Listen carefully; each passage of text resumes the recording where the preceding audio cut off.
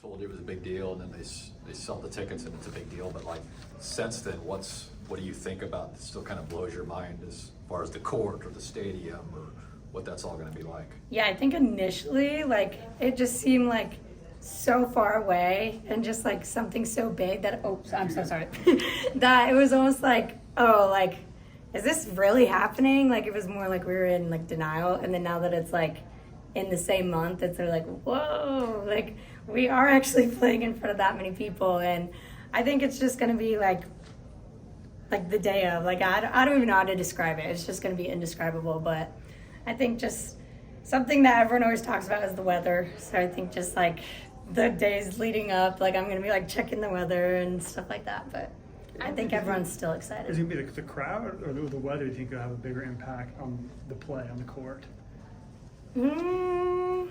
I would say the weather probably. Like the crowd initially, I feel like will be like whoa, like this is a lot of people.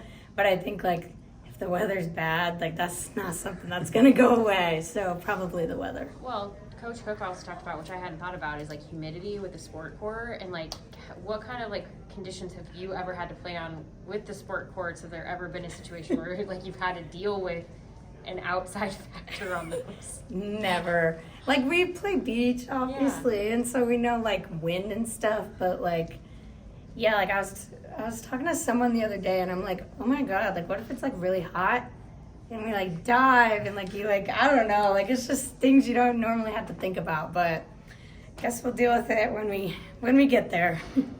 My vote is don't use the black sport court. Yeah. That one. Oh yeah. Hopefully it's the red one. Before you came to this program, would you have seen yourself as a captain? Is that something you thought about?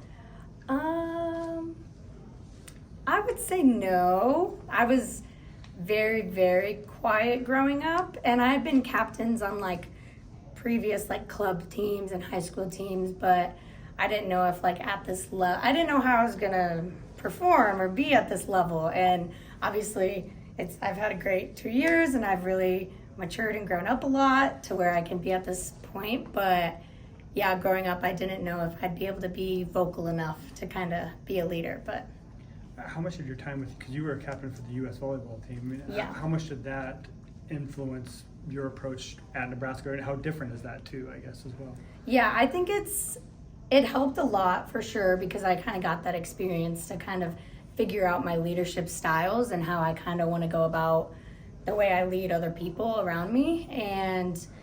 But then at the same time, I was also leading a group of people that I had never played with, half the people I had never met. So it was a little bit difficult to kind of really like figure out how to lead a team. And then having last year's experience also really helped me. And I feel like now I've gotten a lot of experience, and I feel like Merritt and I together have just been communicating, and it's already going really well. So what conversations have you had in the past month since you were named captain? We've kind of had to have a lot just about like, I mean, normal stuff like scheduling times, and then there's stuff like just open gyms and lifts and just making sure we're all on the same page. We're all like committed, working hard, stuff like that, and just making sure that the team chemistry as a whole is on the same page. With Merritt kind of being the mom of the group, what is your role?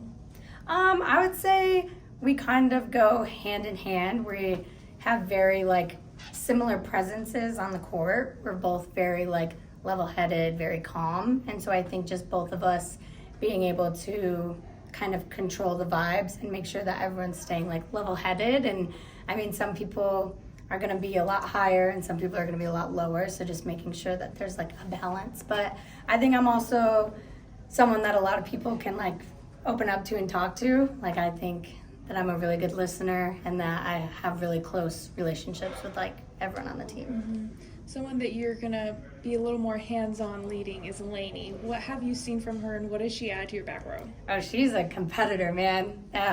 She is feisty. She will not let a ball drop. And, I mean, I kind of want to take the leadership that Kenzie kind of had for me and just, like, taking me under her wing. And I really want to be that person for her because, I mean, the game changes from high school to college. And I think just being there for her, kind of helping her get through her first Big Ten season is kind of like my main goal. I just want to make sure she's happy and having the best season she can. And I'm really excited to play back row with her because she makes everyone around her better. How does she do that? Just by like, she has no quit and she wants to win every point. She brings a lot of energy, and I think she's very reliable. So like everyone knows that she's going to do that every day. She's going to bring it every day. And I think it's really good for a team. I mean, what stories we've heard, she's very verbal on the court too. Have you been on the receiving end of one of her verbal outbursts, or kind of she fired you up a bit? Or Oh yeah, she fires me up all the time. And even just, she's very like, she's gonna, if you're feeling down on yourself, she's gonna make sure that you're not anymore. So, I mean, she sometimes helps more people than, I don't think she'll need much help, but I'm gonna make sure that I'm gonna be there in case she does. Do you feel like this team is a little further along than previous teams heading into fall camp since you had, half a month in Brazil together? Yeah, I would say the Brazil trip definitely put us ahead of where we normally are. Usually just with like, when you're kind of doing open gyms all summer long and you're not really playing anyone, you're not competing very much, like it can get kind of hard to like stay focused and like be determined to like get better for the season. But I think since we had that Brazil trip and it was like right around the corner, like it doesn't really feel like much time has went by since we were in Brazil. So I think that really did help us just stay focused and on the track of where we want to be in December. did you have a moment at all this spring where it's like, there's no Maddie, there's no Kenzie, there's no one, it's our turn, it's my turn to step up? I mean, did you have a moment like that, and how did you deal with it? Yeah, I think multiple moments probably. Yeah, it was kind of hard at first. I think throughout beach season, it was like, oh, it's beach, like we're not indoor yet. And then once we got to indoor, it was like, oh wow, like usually Kenzie's the one who says that. Like now it's got to be me or someone else. Like we're the oldest ones, and I think we kind of in the spring, I think we still kind of thought of ourselves as like underclassmen. So just trying to get outside our comfort zone and be the leaders, because we kind of have to be now. How do you deal? I mean, you look around the other Big Ten. I mean, Wisconsin's got a number of fifth-year players. I mean, every other team's got seniors or fifth-year players. Y'all team's very young. How do you kind of try to counter that lack of experience to what you guys bring?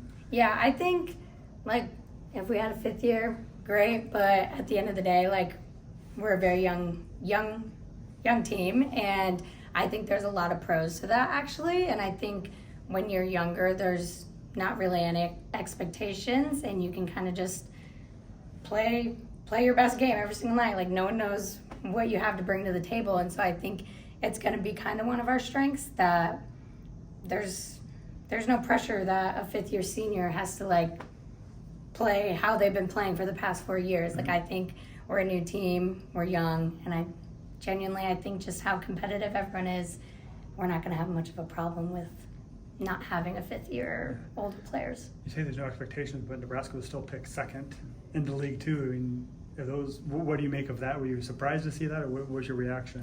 I don't know if I really get surprised. I mean, you know how those things go. They go up and down all the time. But I mean, yeah, like I think it's always kind of our goal to not really like worry about the rankings, what other people say about us, and just worry about how we can kind of get better and make sure that we're at our highest point at the end of the season. There are a lot of really good Big Ten players that transferred in conference this year. Is it going to be weird seeing some familiar faces you played a lot against in new places? Yeah, I mean, it definitely would. I'm thinking of some of them, and it's like, oh yeah, that would be weird. But I mean, it is what it is. Still playing them, it's still going to be fun. Still going to be mad if they get a kill on me. But yeah, seeing them in a different jersey will be weird. Thank you. Sweet. Thank you. Awesome.